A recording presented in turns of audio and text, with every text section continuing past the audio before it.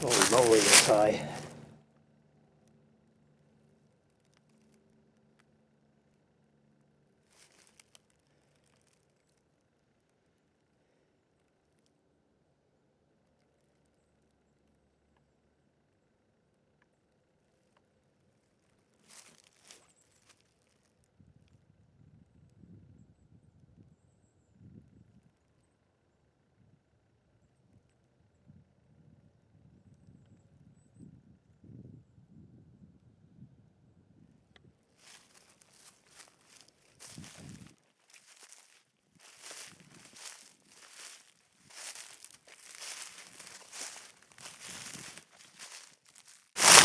Yeah, I guess this is as far as I'm going on my route today. I have to get over there. It is under probably 7 to 8 feet. I know it's over my head.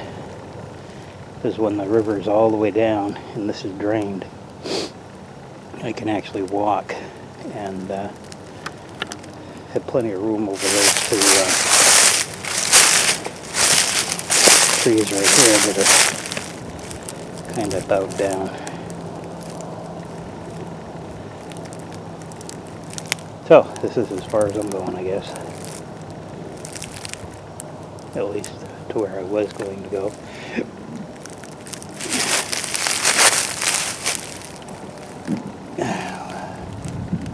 We'll follow upstream and up in there. Angles out around and sweeps back, but we'll follow it up. Maybe we can get over there somehow.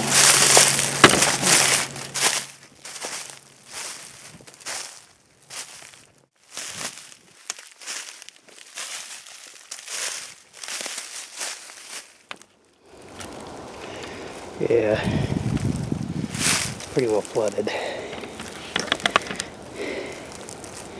It's almost 2 o'clock. I guess I'll head back.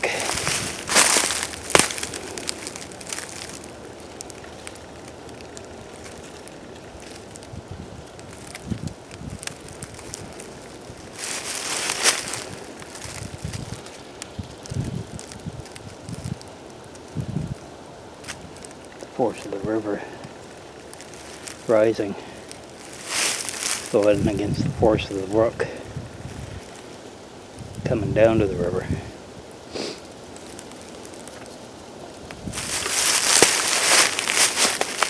It is rising fast.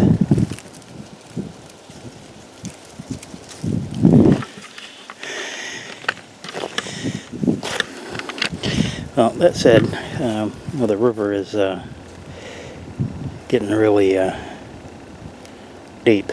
It's flooding over. It's rising. You can actually see creeping up the banks here where I'm standing. You know, a fraction of an inch at a time, but you can actually see it rising. So I'm going to head back to where I started in from here before I end up getting cut off and have to spend the night in the wet and dank woods with a rising river around me. So we're going to head back. Oh, and there's a couple of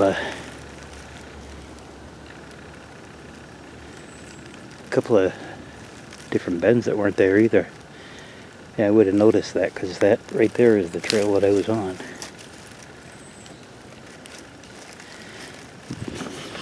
Okay, this is a double tree bend.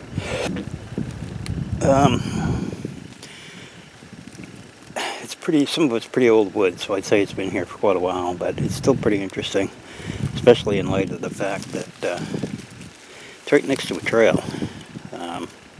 However, it's not one of the heaviest use drills that are in down here. But I don't recall seeing it all the times I've been by here. And this is one of my exit trails that I've been on just about every time I've come in this area. So this is what it looks like anyways.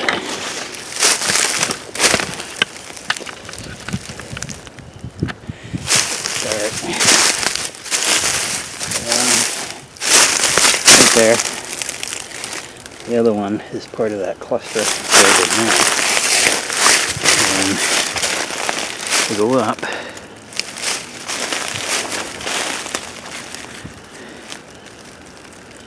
In tandem with each other. And we go down to here.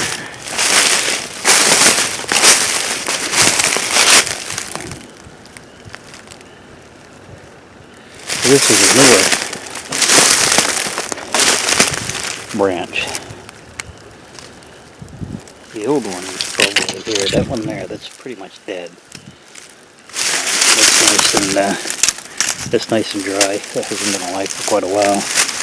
This is still pretty pliable.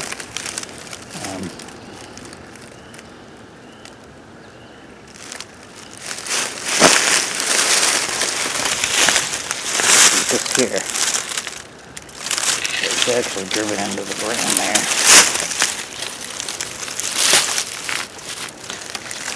Pretty good.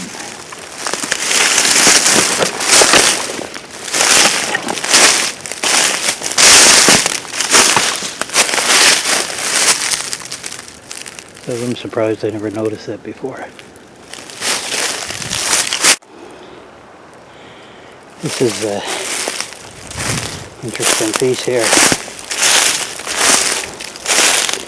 One of those instances where people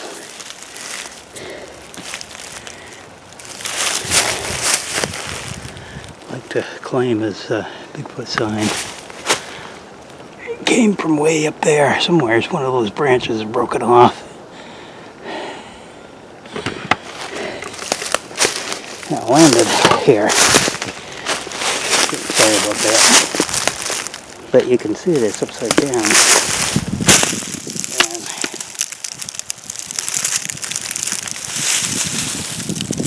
driven into the ground quite a ways. And that wasn't put there by Bigfoot. It was put there by gravity. And that's where a lot of the stick sign comes from. It might have gone further if it hadn't been for that little rim there. The ground is very soft.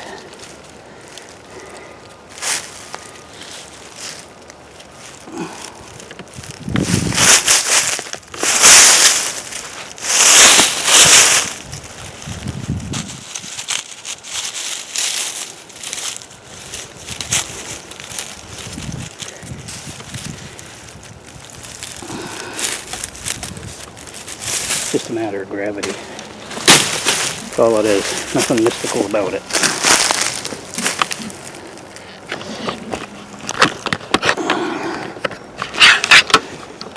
But unfortunately, a lot of people, insist that, something like that could never happen naturally.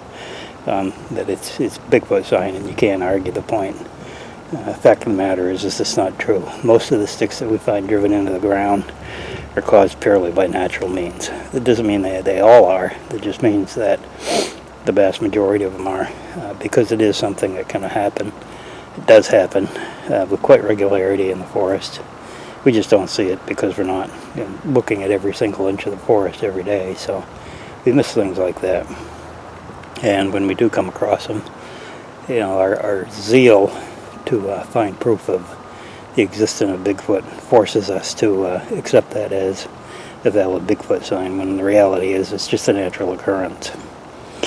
And we'll carry on to the next spot.